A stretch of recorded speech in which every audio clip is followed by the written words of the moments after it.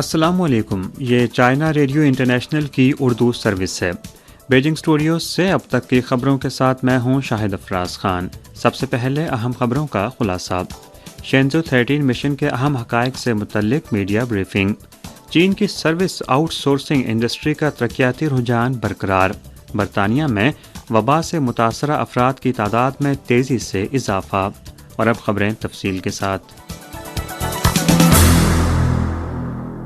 17 تاریخ کو چین کی ریاستی کونسل کے انفارمیشن آفس نے چینی خلائی اسٹیشن کی تعمیر میں نمایاں پیش رفت سے میڈیا کو آگاہ کیا۔ چین کے انسان بردار خلائی ادارے کے ڈائریکٹر ہاؤ چن نے کہا کہ شینزو 13 کے عملے نے کل 183 دن خلا میں گزارے، جو چینی خلا بازوں کے خلا میں مسلسل قیام کا ایک ریکارڈ ہے۔ تینوں خلا باز بہترین جسمانی حالت میں ہیں اور خلا بازوں کے حوالے سے تحقیقی اور تربیتی مرکز میں موجود ہیں۔ میڈیا بریفنگ میں شینزو 13 مشن کے اہم حقائق سے بھی آگاہ کیا گیا۔ 16 اکتوبر 2021 کو شینزو 13 انسان بردار خلائی جہاز کو جیچوان سیٹلائٹ لانچ سینٹر سے لانچ کیا گیا۔ شینزو 13 کے عملے نے منصوبہ بندی کے مطابق کور کیبن کی سہولیات اور آلات کی دیکھ بھال سمیت کیبن سے باہر خلا میں 2 مرتبہ چہل قدمی کی، خلائی سائنس سے متعلق تکنیکی تجربات اور 2 مرتبہ تیانگونگ کلاس روم کے ذریعے خلائی لیکچرز بھی دیے۔ انہوں نے کہا کہ چین کے خلائی اسٹیشن کی تعمیر کو 2 مراحل میں تقسیم کیا گیا ہے، جن میں کلیدی ٹیکنالوجی کی تصدیق اور تعمیر اور بترتیب 6 فلائٹ مشنز کی منصوبہ بندی کی گئی ہے۔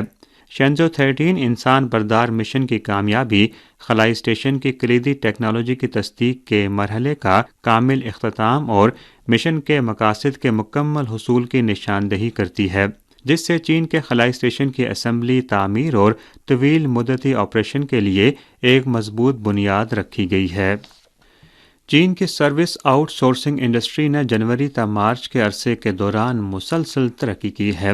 چینی کمپنیوں نے پہلے 3 مہینوں میں تقریباً 488.1 بلین یوان مالیت کے سروس آؤٹ سورسنگ معاہدوں پر دستخط کیے، جس میں پچھلے سال کی اسی مدت کے مقابلے میں 10.3% کا اضافہ ہے۔ اسی مدت کے دوران متوقع معاہدوں کی مالیت 318.5 بلین یوان تک پہنچ گئی ہے، جس میں پچھلے سال کی اسی مدت کے مقابلے میں 17.2% اضافہ ہوا ہے۔ آؤٹ سورسنگ سے مراد کسی بیرونی پارٹی کی جانب سے خدمات کی انجام دہی یا مصنوعات سازی ہے، جسے عام طور پر اندرون ملک ملازمین کے ذریعے انجام دیا جاتا ہے۔ مجموعی طور پر آف شور service out sourcing contract value 1 سال پہلے کی اسی مدت کے مقابلے میں 4.6% اضافے سے 264.8 بلین یوان ہو چکی ہے۔ علاقائی جامع اقتصادی شراکت داری معاہدے میں شامل ارکان کے ساتھ سروس آؤٹ سورسنگ میں تیزی سے اضافہ دیکھنے میں آیا، جس میں پچھلے سال کی نسبت جنوری سے مارچ کے عرصے میں 3.2% اضافے سے مالیت 38.2 بلین یوان تک پہنچ گئی ہے۔ 16 اپریل کو وائٹ ہاؤس حکام کے مطابق یوکرین کے لیے $800 ملین کی امریکی فوجی امداد کی تازہ ترین کھیپ یوکرین پہنچنا شروع ہو چکی ہے، جس میں 11 Mi-17 ہیلی کاپٹر، 18 115 ملی میٹر ہوٹرز اور 300 سوئچ بلیڈ ڈرونز اور دیگر ہتھیار بھی شامل ہیں۔ تاحال امریکی صدر بائیڈن کی حالیہ منظور شدہ $800 ملین کے ساتھ یوکرین کے لیے امریکی فوجی امداد کی کل مالیت $3 بلین سے تجاوز کر چکی ہے۔ اس سے قبل واشنگٹن پوسٹ نے 14 اپریل کو اطلاع دی تھی کہ روسی وزارت خارجہ نے امریکہ کو ایک نوٹ جاری کیا ہے، جس میں خبردار کیا گیا ہے کہ امریکہ اور نیٹو کی جانب سے یوکرین کو ہتھیاروں کی ترسیل روس یوکرینی تنازع کو بڑھاتے ہوئے اس کے غیر متوقع نتائج کا سبب ہو سکتی ہے۔ Today Russian T V news network نے حال ہی میں سیاسی تجزیہ کاروں کے حوالے سے کہا کہ یوکرین بحران کے تناظر میں مغرب کے سلسلہ وار اقدامات سے ظاہر ہوتا ہے کہ وہ صرف اپنی بالادستی برقرار رکھنا چاہتے ہیں اور نہیں چاہتے کہ یوکرین میں ہرگز امن ہو۔ رپورٹ میں سیاسی تجزیہ کار تیمور فومینکو کے حوالے سے بتایا گیا ہے کہ حالیہ برسوں میں نیٹو نے مشرق کی جانب توسیع جاری رکھی ہے۔ روس یوکرینی تنازع شروع ہونے کے بعد سے امریکہ اور دیگر مغربی ممالک نے یوکرین کو مسلسل ہتھیاروں کی مدد فراہم کی ہے، جس سے جلتی پر تیل ڈالنے کا کام کیا گیا ہے اور کشیدگی میں مزید اضافہ ہوا ہے۔ تیمور فومینکو نے کہا کہ گزشتہ برسوں کے دوران مغرب نے دنیا کے کئی حصوں میں جارحیت کی ہے، حکومتیں گرائی گئی ہیں اور جنگیں شروع کی ہیں۔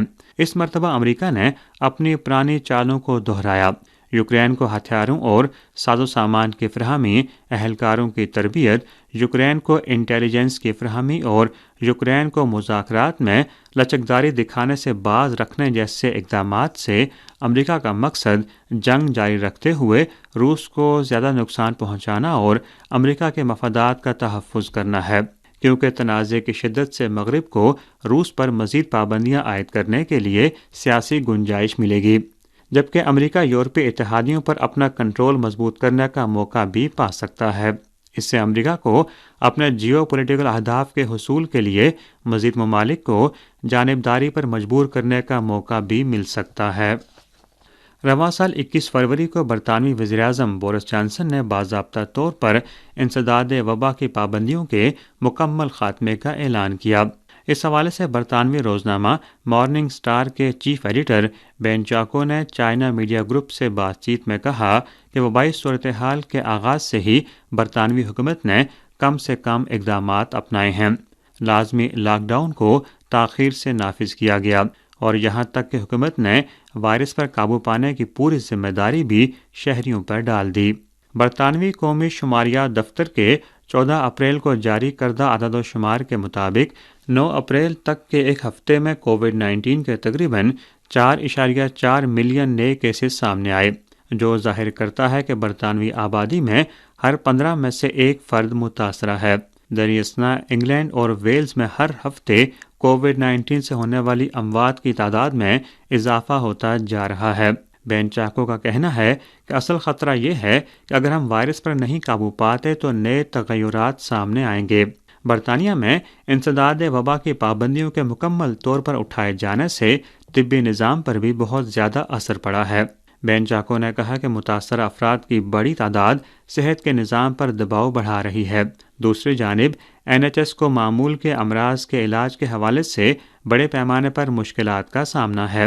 سروس انڈسٹریز جیسا کہ اسکول، ریلوے اور ہوابازی تاحال عملے کی کمی کی وجہ سے بدحالی کا شکار ہیں۔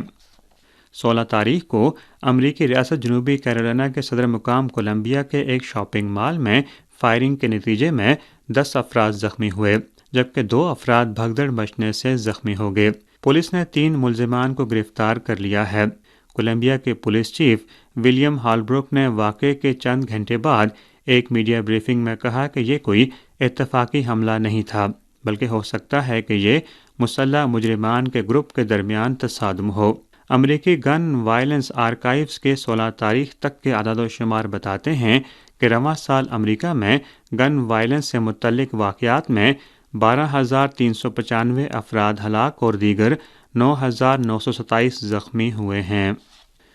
CTV نیوز اور انادولو نیوز ایجنسی کے مطابق 16 تاریخ کو کینیڈا کے علاقے ٹورنٹو کی ایک مسجد میں فائرنگ کا واقعہ پیش آیا، جس کے نتیجے میں 5 افراد زخمی ہو گئے ہیں۔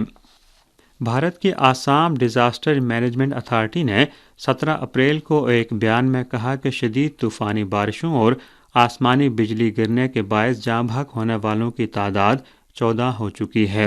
اس سے قبل 16 تاریخ کو بتایا گیا تھا کہ طوفان سے متاثرہ علاقے میں 8 افراد کی ہلاکت ہوئی ہے۔ ابتدائی اعداد و شمار کے مطابق 592 دیہات کے کل 20,286 افراد طوفانی بارشوں سے متاثر ہوئے ہیں۔ 17 تاریخ کی صبح اسرائیلی پولیس ایک مرتبہ پھر یروشلم کے قدیم شہر میں واقع مسجد اقصی کے احاطے میں داخل ہو گئی۔ 15 تاریخ کو اسرائیل فلسطین تنازع شروع ہونے کے بعد اسرائیلی پولیس ایک مرتبہ پھر اس حساس علاقے میں داخل ہوئی ہے۔ اسرائیلی میڈیا رپورٹس کے مطابق اسرائیلی پولیس نے مسجد کے باہر چوک میں موجود فلسطینیوں کو منتشر کیا اور کم از کم 2 فلسطینیوں کو گرفتار کیا گیا ہے۔ اسرائیلی پولیس کے مطابق وہ مقدس مقام پر یہودیوں کی معمول کی سرگرمیوں میں معاونت کے لیے چوک میں داخل ہوئی ہے۔ اسی روز تقریباً 30 یہودی زائرین کے اس علاقے میں داخل ہونے کی توقع تھی، لیکن درجنوں فلسطینی بدستور مسجد اقصی میں موجود ہیں۔ اسی کے ساتھ خبریں ختم ہوئیں۔